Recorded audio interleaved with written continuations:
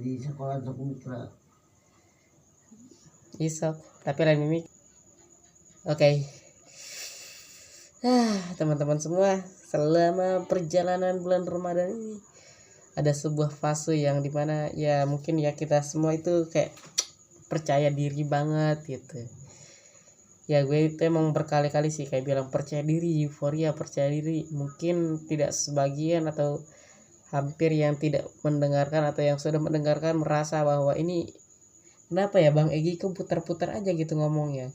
Dari dulu sampai sekarang kayaknya ngomongin itu mulu gitu. Pengalaman yang sehari 2 hari ya mungkin skala sekarang sih agak berbeda. Kita buka saja. Sekarang oke teman-teman semua, assalamualaikum warahmatullahi wabarakatuh. Nah, jadi di dalam 3 hari fase yang dimana menjadi orang yang malas lagi, ya sepertinya malas itu bukan malas gara-gara tidak mau melakukan hal-hal yang bermanfaat sih, tapi ya malas untuk tidak sekolah. Ya emang agak wajar juga sih, walaupun emang gak wajar, tapi kebanyakannya ya namanya bulan puasa itu orang itu fokusnya mendekatkan diri pada agama, tapi entah kenapa malah disalahgunakan waktunya gitu. Mulai dari masih berfokus pada pacaran,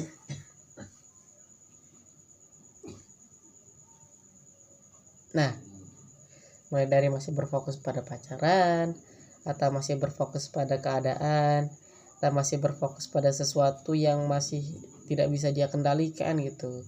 Kayak bagaimana orang tersebut bisa, kayak bagaimana orang-orang di sekitar kita bisa sembuh seutuhnya, atau bagaimana kita bisa memulai pergerakan menjadi lebih agresif, menjadi lebih kuat lagi tanpa mengenal apa itu kegagalan, apa itu kelelahan dan capaian. Jadi ibaratnya kayak kita itu terlalu memaksakan bagaimana semua keadaan itu bisa kita kendalikan di sebuah telapak tangan, ibaratnya di seluruh apa yang kita pikirkan. Karena pada nyatanya teman-teman semua, ketika kamu sangat-sangat menginginkan sesuatu, kamu akan bisa mencapainya. Tapi ketika kamu sangat-sangat menginginkan sesuatu namun itu hanya diinginkan, tidak dilakukan, ya udah, itu hanya akan jadi hayalan, penyesalan, berulang-ulang. Itu alasan kenapa nih konten gue sendiri masih membahas yang namanya diri sendiri, masih membahas yang namanya keadaan sekitar, belum membahas tujuan secara step by step, belum seperti orang-orang sukses pada umumnya yang membahas kalau emang udah dagangnya pomade ya pomade aja terus, ya kalau dagangnya sedotan aja terus, atau ya dagangnya make up aja terus yang dibahas. Tapi itu bedanya fokus pada satu tujuan, sedangkan gue kayak universal aja gitu. Seluruh pembahasan kejadian, pengalaman dan juga penceritaan yang sudah dilalui atau mungkin yang belum dilalui, atau mungkin sesuatu yang ada di pikiran yang lewat atau hanya memendam hanya sebentar, bisa diceritakan. Aduh, sekarang juga agak-agak pilek tapi masih bisa lancar nih kayak mengutarakan pikirannya. Apalagi dengan beberapa insight yang gue dapat yang membuat gue semangat sekali. Tapi semangat itu dalam konteks terstruktur ya, bukan semangat asal-asalan, bukan semangat asal push up sampai berapa kali gitu tanpa dihitung berapa nominalnya atau berapa kali dia melakukan itu tidak disiplin, atau ibaratnya hanya semangat secara berlebihan tapi hanya sementara. Tapi gue itu semangat tadi struktur tapi hanya dalam waktu atau masa ketika sedang tarawih. Beberapa insight yang gue dapatkan adalah pertama, ya mungkin gue itu mengakui bahwa tidak bisa melafalkan yang namanya Bilal tarawih teman-teman, tapi ketika tidak bisa untuk membacakan ya otomatis kita tidak melakukannya ya kan. Ya namanya juga gak bisa apa yang mau dibaca, yang ada ketika lu memaksakan sesuatu yang tidak bisa kamu kendalikan atau tidak bisa kamu hafalkan, tidak pernah kamu praktekkan, bahkan tidak pernah kamu ada niatan untuk membacakannya, itu pasti akan kebingungan gitu. Pasti hanya akan di awal saja semangat, yang di tengah-tengah atau mungkin di akhirnya tidak akan bisa terbacakan, tidak bisa diuraikan gitu. Gimana mau memberikan sebuah manfaat jikalau sesuatu tersebut pun tidak bisa kamu masukkan ke dalam pikiran atau tidak ada niatan untuk menghafalkannya. Itu yang menjadikan sebuah patokan bahwa sesuatu yang kamu anggap tidak penting, yang selalu kamu tunda-tunda, tidak kamu laksanakan, pasti akan ada suatu masa yang dimana itu membutuhkan, ya ibaratnya kayak membutuhkan kita agar bisa masuk ke dalam kehidupan tersebut. Ya mungkin emang keberanian lah yang harus kita munculkan, tindakan lah yang harus kita lakukan. Tapi di balik sebuah tindakan dan keberanian ada perencanaan, ada juga hafalan, ada juga sesuatu tindakan yang terus dilakukan berulang-ulang walaupun bosan, walaupun menyakitkan, walaupun tidak penting, walaupun kurang menarik, tapi terus saja dilakukan diulang-ulang sampai bisa menghafalkannya. Itulah sebuah proses yang dimana kita bisa memunculkan yang namanya keberanian, bisa memunculkan yang namanya ambisi. Dan saat itulah kita sudah direndahkan atau diremehkan, ya tidak bisa, kita pun mengakuinya, tapi tiba-tiba kita bisa, itu pasti wow banget, itu bisa menjadi lebih elegan lagi, lebih kompleks lagi, lebih sangat menarik lagi pokoknya mah.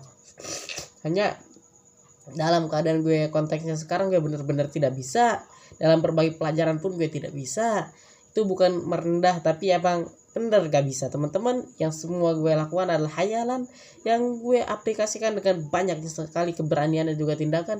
Dan sekarang gue sadar bahwa dengan banyaknya tindakan dan keberanian, jikalau tidak punya yang namanya perencanaan, penghafalan, melakukan sesuatu secara berulang-ulang sampai bosan, sampai kita benar-benar bisa memahaminya di luar kepala, kamu akan luar biasa kasihan. Ibaratnya kayak kebanyakan hayalan sih, kebanyakan hayalan, terlalu berekspektasi tinggi, bilangnya bisa menjadi kaya raya, padahal itu hanya sebuah ucapan yang tidak bisa kamu lakukan, yang tidak bisa dicapai, yang dimana itu hanya akan membuat kamu tidak mampu untuk menggapai apapun, yang hanya bisa melakukan sesuatu yang semua orang bisa, mau itu rebahan, main HP, tidak sekolah, kayak ibaratnya nggak melakukan apa-apa gitu, sekalipun melakukan pastinya acak-acakan. Karena apa? Karena tidak terbiasa. Bayangin, orang tidak pernah push up, sekalinya push up pasti akan kesakitan tangannya, atau mungkin patah, atau mungkin menyerah di awal karena dia tidak pernah melakukannya. Tapi dia terlalu banyak gitu ya, sudah menonton caranya video push up atau caranya video jogging, itu sia-sia. Bahkan gue pun sudah menonton banyak sekali video mindset, kerja keras, konsisten, kesuksesan 1 miliar, 2 miliar, 1 triliun, bahkan 100 triliun, 1000. Tapi apalah gunanya kalau semua itu hanya dijadikan sebuah tontonan inside pikiran yang bisa hilang kapanpun tidak kamu inginkan. Sekalipun kamu menginginkan, kamu tidak akan punya pikiran seperti itu, guys. Tidak akan punya sebuah mindset yang ada di seliweran atau yang banyak sekali kita temukan di TikTok atau di YouTube atau sebuah quotes yang hanya bilang tidak ada yang original, semuanya memang palsu. Mungkin semua yang gue ucapkan pun ini orang-orang mengalaminya namun tidak bisa mengeluarkannya atau tidak bisa menguraikan pendapatnya. Sama gue pun seperti itu, tidak bisa menguraikan pendapat apa yang ingin gue keluarkan. Yang gue keluarkan ini adalah berkas-berkas sisa-sisa dari sebuah mindset yang gue tonton yang tidak memberikan banyak perubahan dalam hidup. Karena yang paling memberikan banyak perubahan adalah, walaupun menyakitkan, yaitu pengalaman. Itu sangat memberikan perubahan. Kelakuan itu juga perencanaan yang gue bilang tadi, sesuatu yang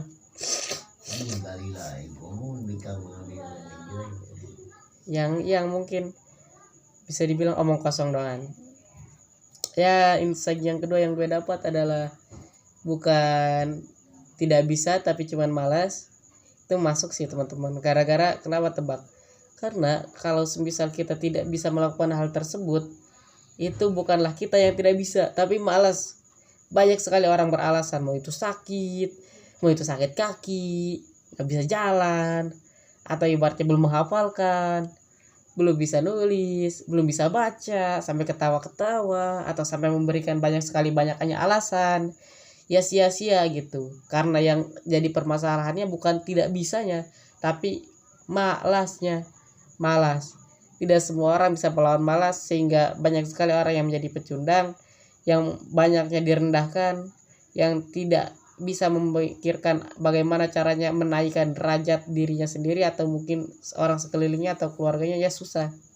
Gara-gara konteksnya ini bukanlah tidak bisa, tapi pemalas. Mau bagaimanapun pembicaraannya, mau bagaimanapun idenya, mau bagaimanapun pemikirannya dan juga idenya, tidak akan ada yang bisa menjadi kenyataan jikalau yang dimilikinya adalah sifat pemalas. Tidak ada tindakan, sekalipun ada, tindakannya hanya sedikit dan terlalu dipamer-pamerkan, yang membuat kita tidak bisa naik lagi ke level selanjutnya karena kita tidak mau menerima kritikan, karena kita merasa bahwa kritikan yang kita dapatkan itu tidak pantas kita masukkan ke dalam pikiran, dan itu sudah kita miliki, namun nyatanya kita hanya berhayal di dalam jiwa kita sendiri.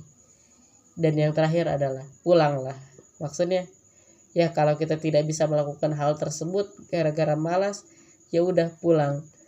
Apa maksudnya? Bukan berarti kita menyerah, tapi kita hanya perlu beristirahat.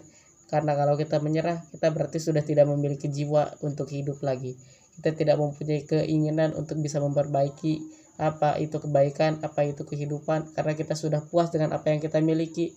Dan itulah yang akan menjadikan kita sebuah patokan kesalahan yang tidak membuat kita naik lagi ke tangga berikutnya. Sehingga dalam pembelajaran apapun, kalau kamu merasa dirimu sudah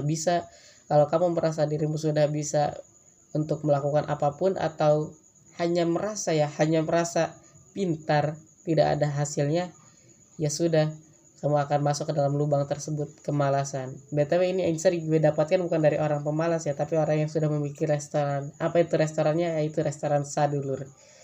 Ya itulah yang bisa gue ceritakan, yang mungkin dapat didapatkan dari pengalaman gue yang sangat malas ya, tidak melakukan apapun, hanya menonton anime seharian, berharap bisa menjadi karakter utama dan juga membasmi kejahatan, namun nyatanya itu hanya ada di film-film